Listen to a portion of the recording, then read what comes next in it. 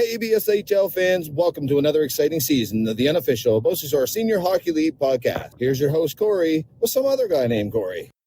Hello, and welcome to the unofficial BSHL Senior Hockey League podcast. Corey, how did you like our new intro from Adam Story? You surprised me with that one. I thought Adam has a perfect voice for it, but I didn't even recognize him. I thought you did that with AI. No, that's not AI.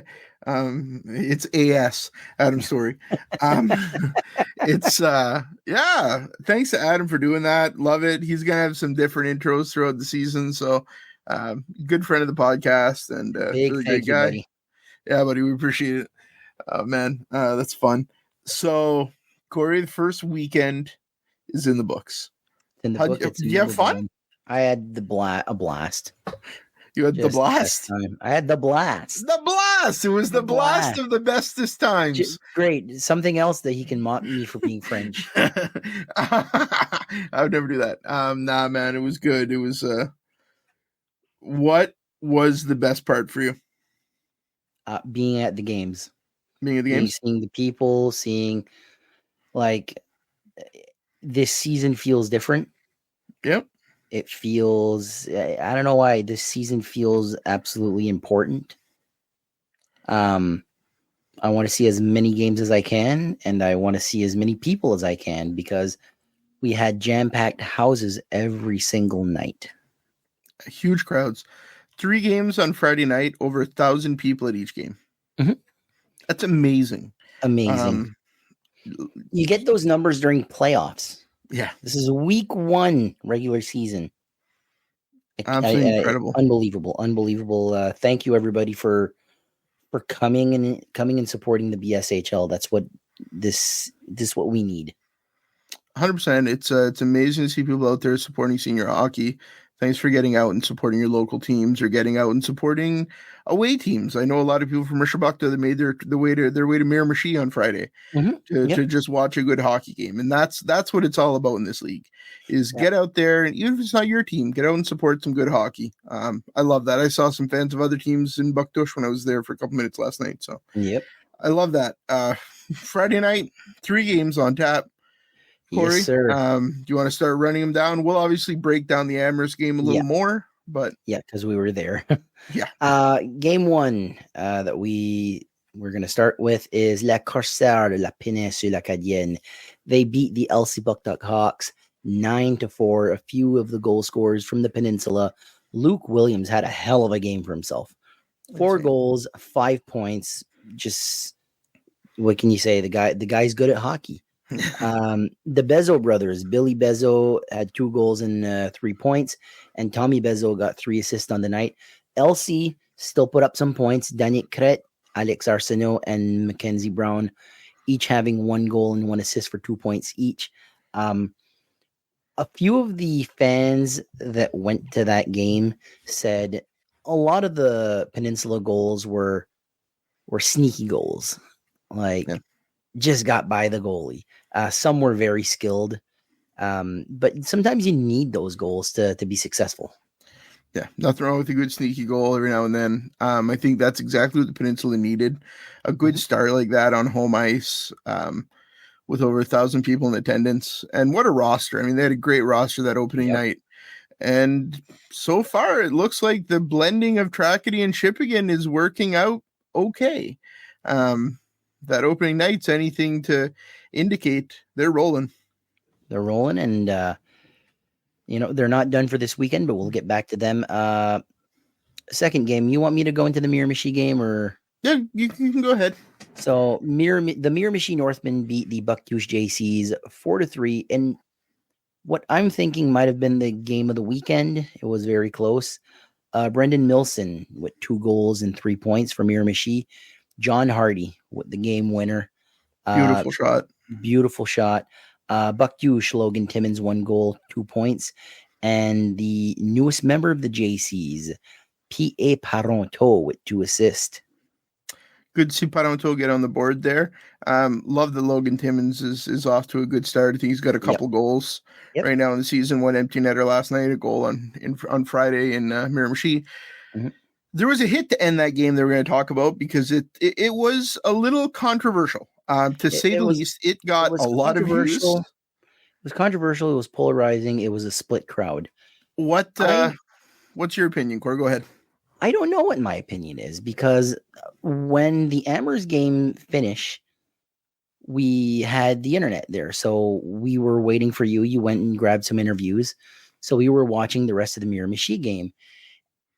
And on initial view, it didn't strike me as anything too malicious or whatever. The more and more I'm watching it, the more and more the guy got 2 games for it. Is it warranted? Probably. That's the word on the street anyway. Yeah. Who knows? What's your thought? What's your take on it? When I first saw it, it was Saturday morning. I get home Friday night. I edit pictures. I go through some videos. There was a lot going on Friday night when I got home, and it was already then we got home around midnight or something. So I was up pretty late, so I didn't watch any of Roxanne's highlights that night. The next morning, I woke up, started, I had some messages about it, so I was like, let's just go see. So I don't know. In the context of it, do I think the Paronto meant to hurt him? No, I don't think Paronto meant to hurt him. Milson kind of leaned back. Some people say reverse check. I don't know if it was looking for a reverse check, really. With 4 seconds left, was it warranted? No. Do I think it was a malicious hit? No. I don't think he was trying to hurt him there. And I think it's kind of overblown a little bit. He got suspended because he wasn't there on Sunday. Know that for a fact. I don't know. I really don't think Paronto is the kind of player, knowing him from his NHL career, who would maliciously try to injure somebody. He's just not. I watched him in the queue back in the day. Just not that kind of a player. So while there's a lot of polarizing was a good word, because we have some people going, that was nothing. It wasn't a bad hit. It was a cross check with 4 seconds left. I mean, was it a 2-minute or a 5-minute? Who knows? Refs call it a 5-minute. You just got to go with what the refs call. Brings me back to that Alexander Sano hit last year in the playoffs in LC in Game 7. Where was it that hard of a cross check to the back? No, but it's a 5-minute major because it's a game misconduct. I think he just got 2 minutes, 2 minutes plus a game misconduct. Yeah. So, I don't know. I don't know how I feel about it. I don't think it was a malicious hit, but it certainly did spark up some interest in our page and a lot of comments and some less nice comments. Let's be kind to each other here, folks. Yeah. I had to remove a lot of comments because people are kind of rude. So, let's remember that we're all civil here. Come on now. But I don't know. I like Milson a lot, though. So I don't like to see a guy go head first into the boards like that regardless. It was scary. Yeah. I'm glad he got up. I hope he's okay. And I'm looking forward to seeing. We don't have to wait long to see the JCs take on Miramichi. They're back in Miramichi again this coming Friday. I'm sure it's going to be a heated contest. Yeah, and I believe we're going to be there. We're going to be there. Can't wait. First trip to Miramichi of the season. I can't wait. So what is the next game on Friday night? What other game was there? What other game? I don't know. Yeah. The season opener for the Amherst Ducks. They beat the defending champions, the Dalhousie Marauders, 4-0. The goal scorers in this game, Jordan Wenzel opened up the scoring, 1 goal, 2 assists for 3 points. Rene George, one of our favorites, 1 goal, 2 assists for 3 points. And Reed Voss, an amazing night for him, 2 goals, 1 assist, 3 points. Dalhousie makes that long trip, and they don't even score. Both you and I were shocked at that. Now, this is one game. Game. Dalhousie's going to be completely fine. But is that a statement game for Amherst? I think the Ducks wanted it for sure. Yeah. They looked really good. They did. Dalhousie came out and they looked phenomenal. They dominated play for the first few minutes. Yeah. We rarely saw the puck in the Dalhousie zone because they were controlling it. And then Amherst scored. Mm-hmm. And they kind of took over. It was a great game. It was a big crowd. They didn't announce how many people were there, but it was over 1,000 people for sure. Yeah. It's just nice to be back, and it felt good that night. I think once the Ducks scored their first couple goals, it just seemed like it rattled. It rattled Savoie, who didn't play bad. He had a good game. And it just rattled the Marauders in general. If I'm a Marauders fan, am I worried about this? It's first game of the year, man. Just, it's whatever. You got to get through those jitters. Maybe, people are like, oh, it's going to be the championship jinx. I doubt it. I don't know. All I'm going to say is Dalhousie didn't look like Dalhousie, but Amherst looked phenomenal. They did. I want to highlight a few guys on Amherst. So the Lancelev brothers, Lancleve, I don't know how to pronounce your names. If one of you guys ever sees me around, tell me how to pronounce your names. If not, I'm just going to keep butchering it. I've heard somebody say Lancelev. All right, so we're going to go with the Lancelev brothers. They have ridiculous chemistry. They find each other with passes that I know look stuff. Just they're very, very talented guys. Clearly, they've been playing together for a while. And Reed Voss. Reed Voss was amazing. His hands, man, tapped one out of the air into the net. Like, just guy's crazy. And then we can't not talk about Welsh. Welsh it's not like Dalhousie didn't have shots on net. He had 30 plus shots on net. Dalhousie didn't look terrible. Welsh made a lot of really good saves, high quality saves. Saves in close on Vaikour. Lots of stuff. And then I also want to talk about Bobby Davis. Just how can you not love that guy? Plays a great game. He's playing up front this year, so he's kind of like a checking forward, which is a good role for him. He doesn't have as much responsibility on the back end, which is good. It allows him to go for some bigger hits that he wouldn't be able to go for last year. And then he gets like cross-checked to the back by somebody who clearly made a grave mistake, maybe not knowing who they were hitting. But I wouldn't cross-check Bobby Davis in the back. So Bobby Davis turned around, dropped the gloves, and just started going. And the guy was like, nope, no, I'm not dropping my gloves. And he's like, you're dropping your gloves. And he's like, yes, sir, Mr. Davis. Yeah, I guess I'm dropping my gloves right now. I don't know. I love Bobby Davis. I always have. I think back to a couple of fights. The guy is just a beast. He's one of the heavyweights in this league. And I don't know. You can feel it getting chippy by the end. You saw some sticks and you saw some stuff. We even saw Deegan and Robert Peltier get into it a little bit, which is kind of unlike both of them, I would say. One of the guys that I noticed the most on the ice. Yep. And come Sunday, it was noticeable that he wasn't there. And that's Rene George. Rene George is he's the life of the party on the ice. Yeah. He's just everywhere. He's in scrums. He'll push, he'll check, he'll score. He's just everywhere. He's so noticeable. I was like, what number is he? Now I know he's 89. He's hard to miss. The crowd loved him too. Oh, absolutely. They just loved seeing him back in Amherst. I just want to note that he fought Toole. And I don't know. I don't know that I'd want to fight with Bobby Davis. Maybe I don't cross-check that guy in the back next time, probably. I don't know. It was a good fight, though. It was back and forth. It's not like Davis dominated it. Also want to note there was a fight in the Miramichi game as well. That was a really good one. So we had McCarthy and Denver Dunfield. They kind of went back and forth, maybe slight edge to Dunfield, but you can find both of those fights on our YouTube channel. I thought Amherst was a blast. Got to see our Dalhousie friends again. Always love to see the Dalhousie crew. Got to see the Amherst crew. Just some great people in Amherst that we get to chat with every time. I say two teams that we adore, but I think we're going to say that about all 6 teams. Yeah, everybody's treats us amazing, and it's hard to the teams all treat us quite well, and we're very appreciative. Yeah. But it was great to see the big smiles in Amherst for their first game. Everybody was really happy to be there, and all the work that goes on behind the scenes leading into the season, especially for a new team like that to try to solidify their place in that town. Congratulations to them.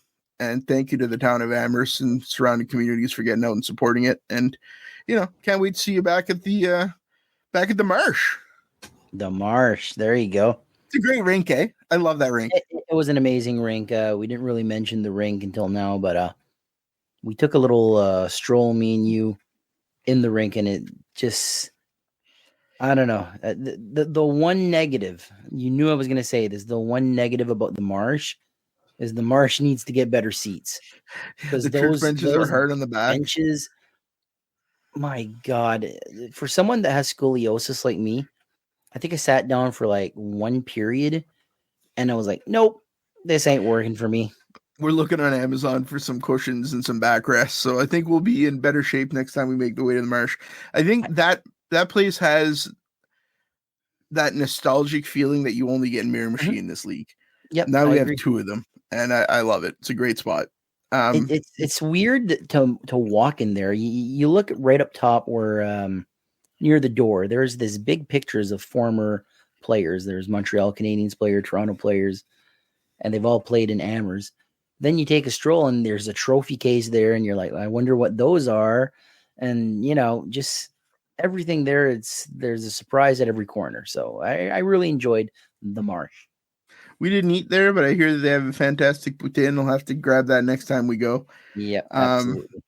There were no games on Saturday night. We took advantage of the opportunity to get a little bit of rest. But Sunday, we were back in action. We're going to start in Elsipogtog. Elsipogtog. So and I will tell you, any Hawks fans that were worried coming out of Friday, don't have to be worried. Go ahead, Gordon. The Elsipogtog Hawks, they beat the Amherst Ducks 6-1. A few surprises here. I didn't know these players very well, but Brody MacArthur, 2 goals, 3 points, and Gabriel Vanier, 2 goals. Danick Crate got a goal and an assist for 2 points. Danick Crate, I believe, has like 4 points already in 2 games.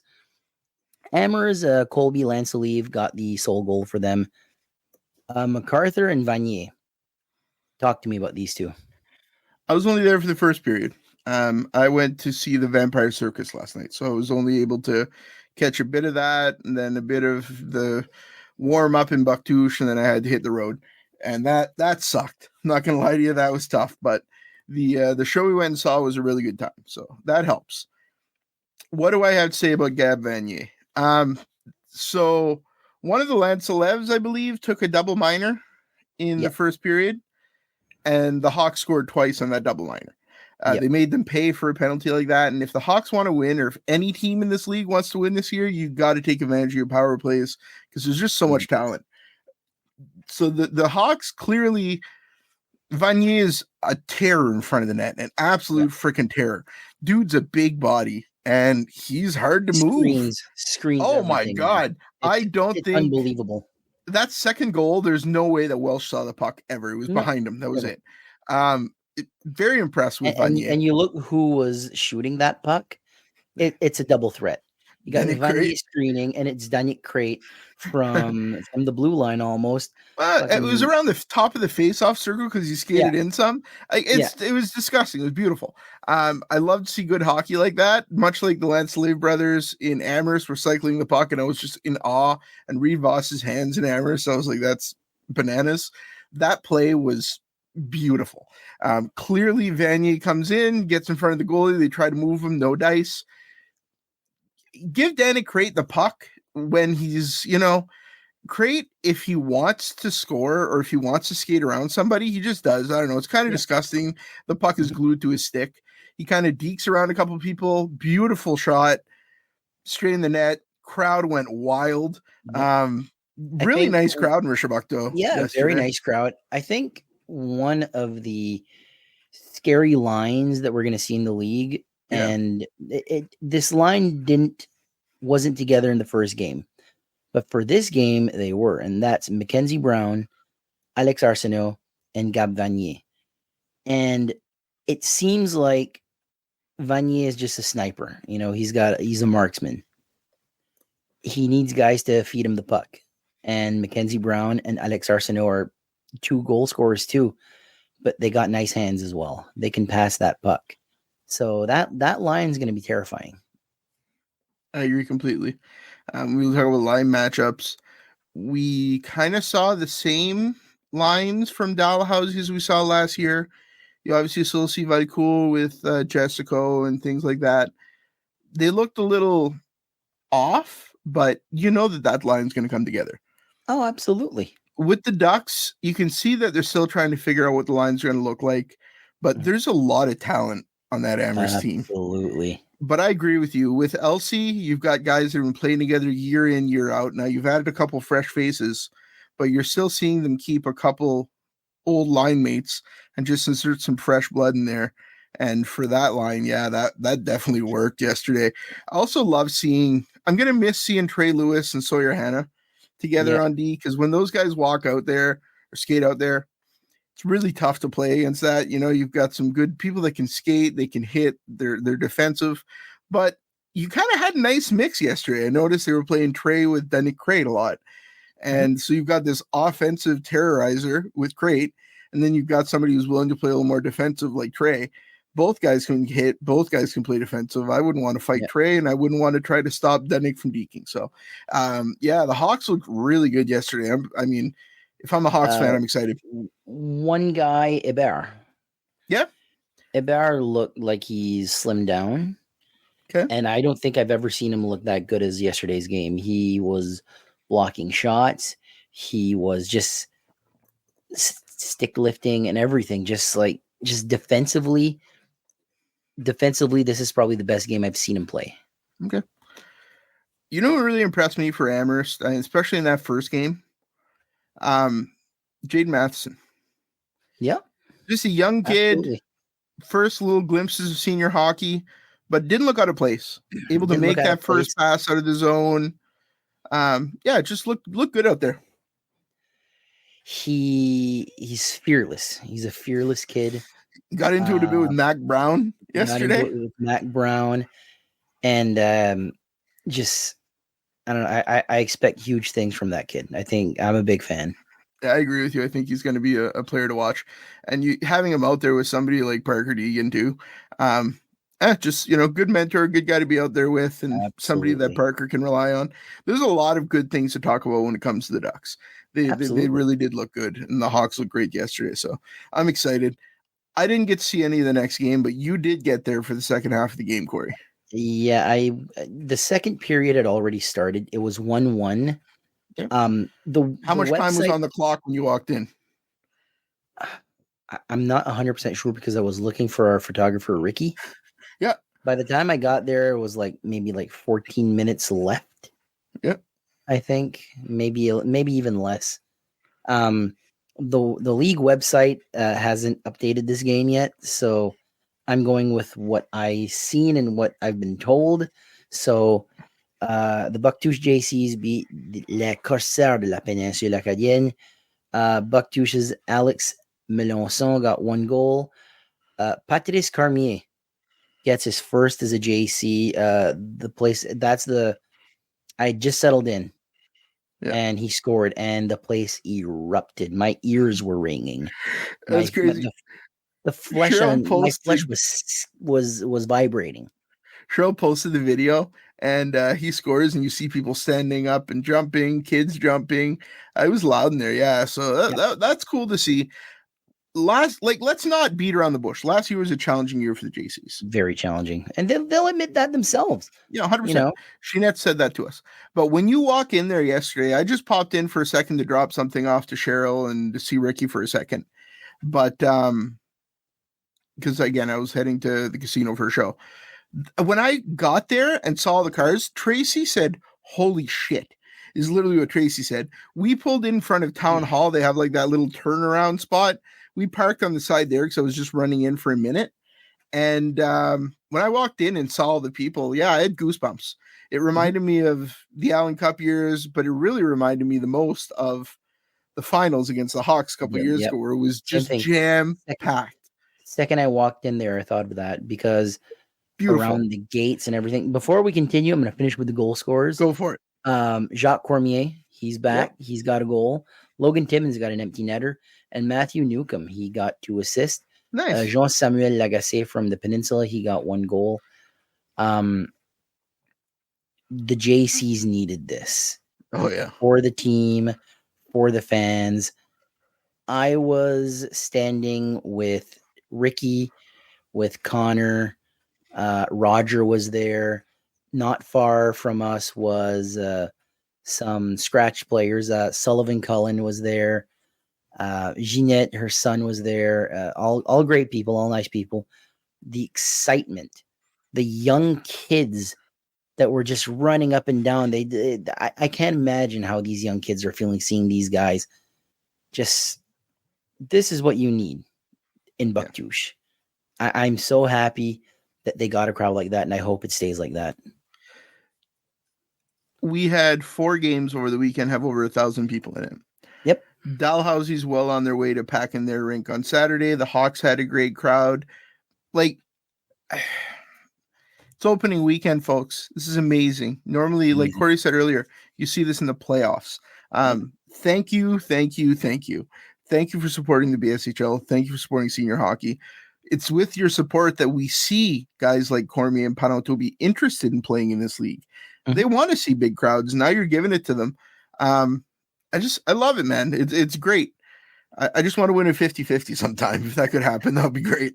The funny part is, in Amherst, the 50-50 didn't get claimed until like the next day.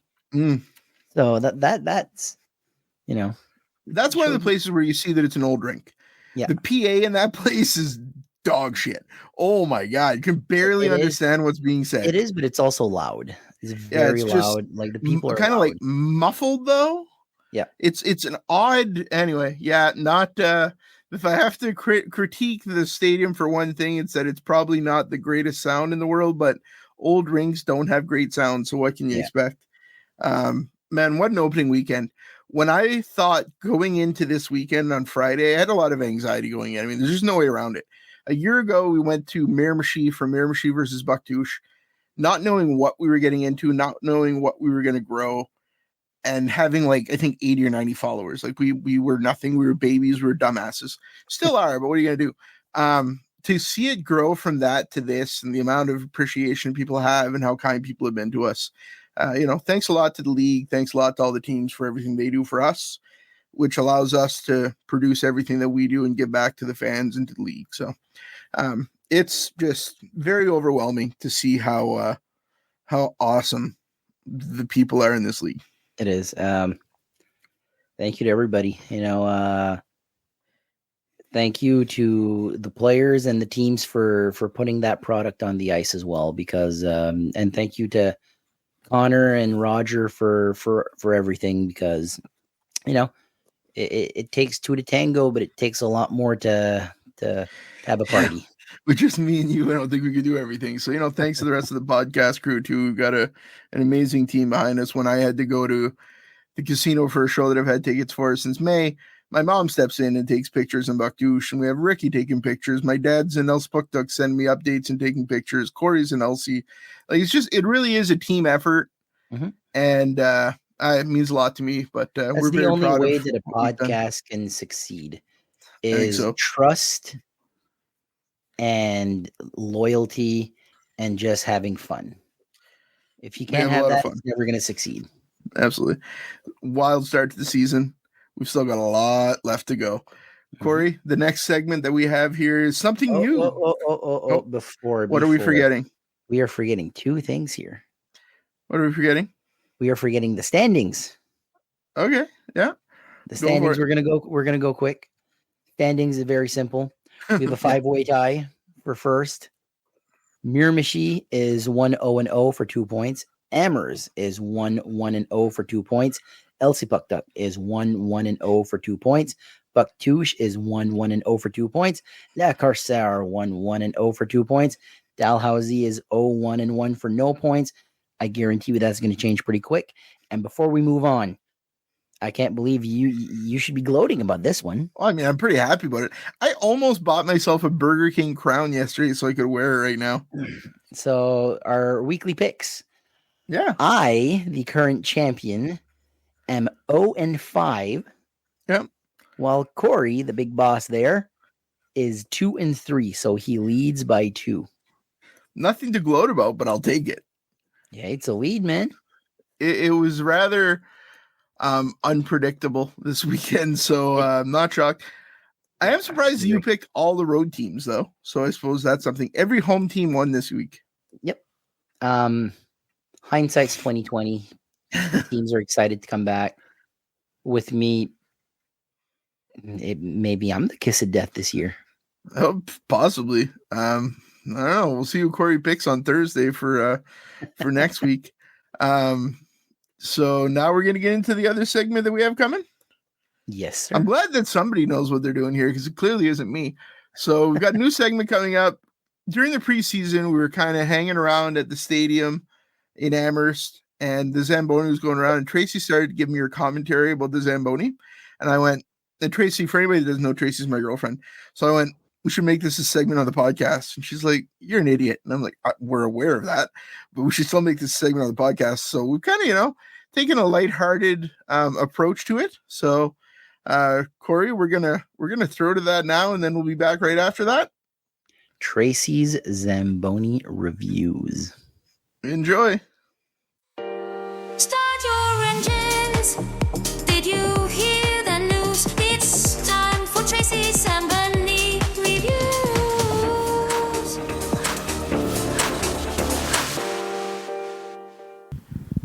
All right, I am here with Tracy for Tracy's Zamboni Reviews, an exciting new segment that we're going to be bringing to you from time to time. Might not be weekly, but it might be. We'll see how it goes.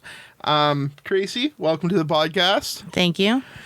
What game are you at this week, and what is your opinion on the Zamboni? All right. So I was at the Amherst home game on Friday night, and this was really the place that started the idea for this segment completely, because while we were there for the intra-squad game, I was really intrigued by their Zamboni driver's technique.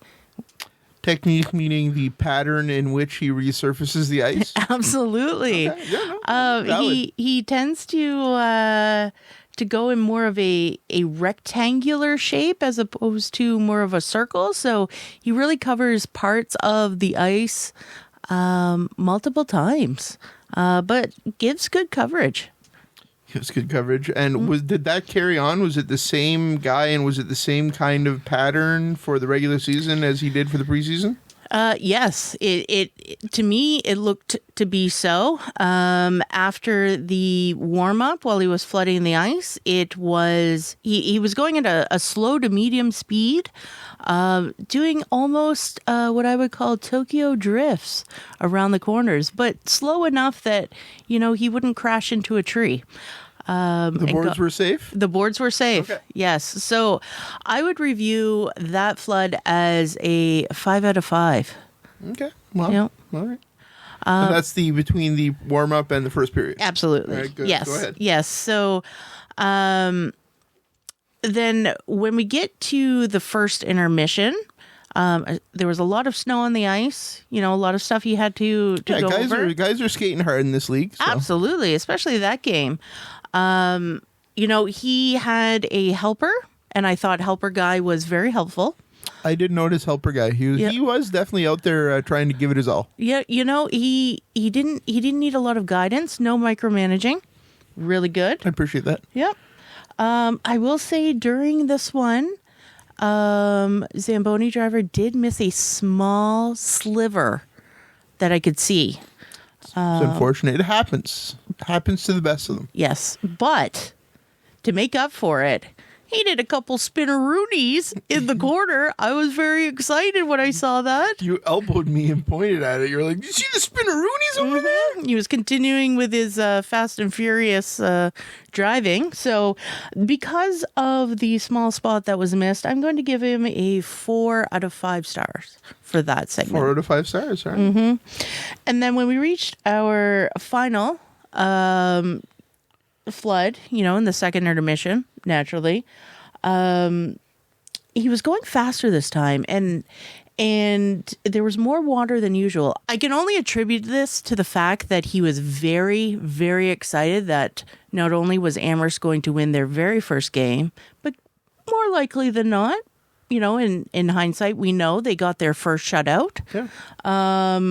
So I think, that flood I would give a 3 out of 5. Too much water. Was helper guy helpful again in that intermission? I mean, helper guy was helpful. That's he good. was helpful. He didn't. I mean, I think maybe he didn't want to be like, "Hey, Zamboni driver, A lot of water there. a lot of water."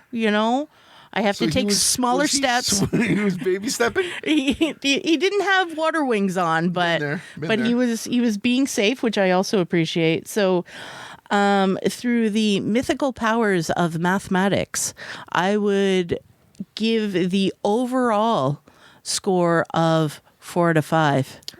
And I hope I did that math correct in my head. Well, hopefully we know that with our followers, somebody's going to do the math. As they should. But again, I would like to commend the Zamboni driver. If anybody knows the name of Zamboni driver at the Marsh/Amherst Stadium and helper guy, please let us know in the comments. And if you get a chance to go over and thank them. Yeah, they did a great job. I've got a fun aside to add to this, Tracy, that you're really going to enjoy. Do you know who used to be a Zamboni driver a couple of years ago before he moved on to now a new job? Well, I know it's not you. Travis Robichaud. Travis Robichaud.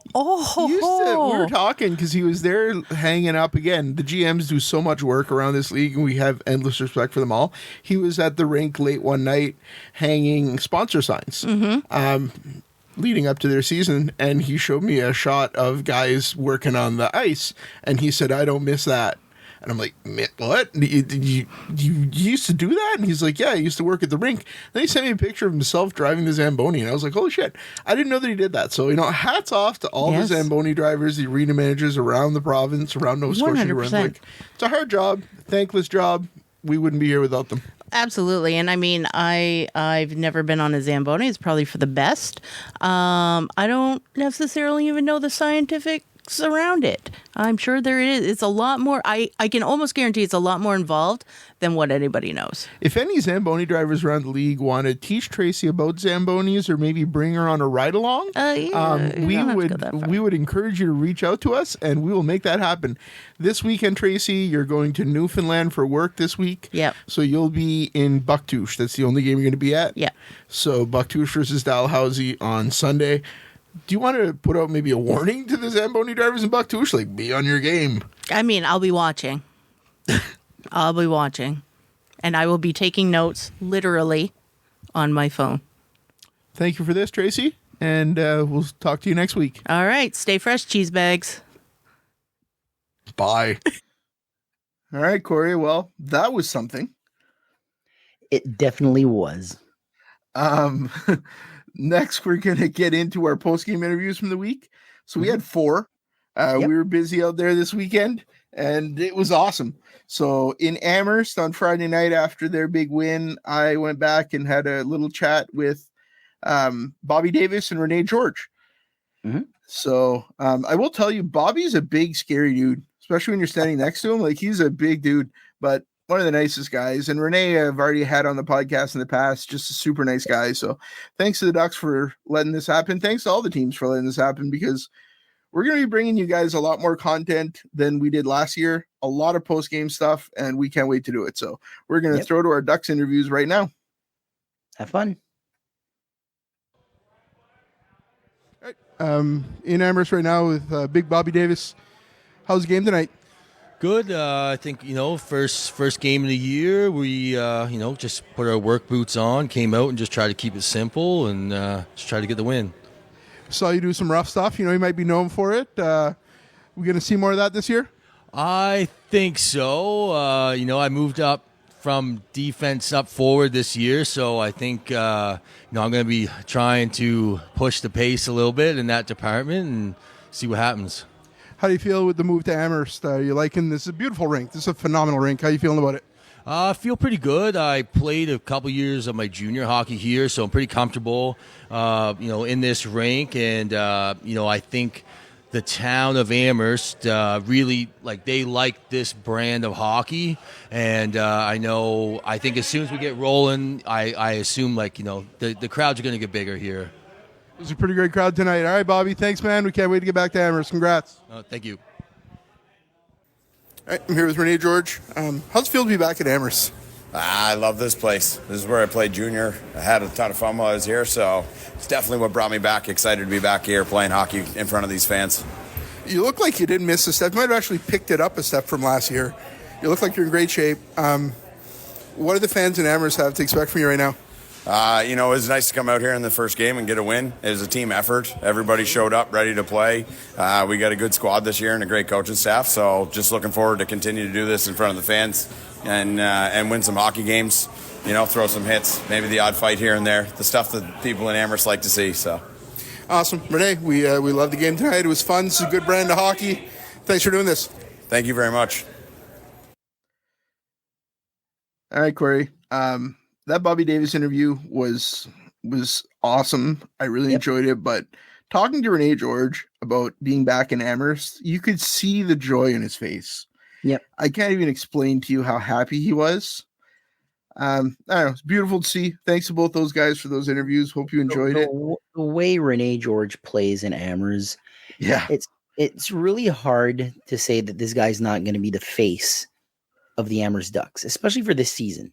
Yeah. Like this guy, he's a heart and soul player. Just amazing stuff. Yeah, we love Renee, man. So on Sunday, I wasn't there. You took over the reins. You did some interviews. Who'd you interview?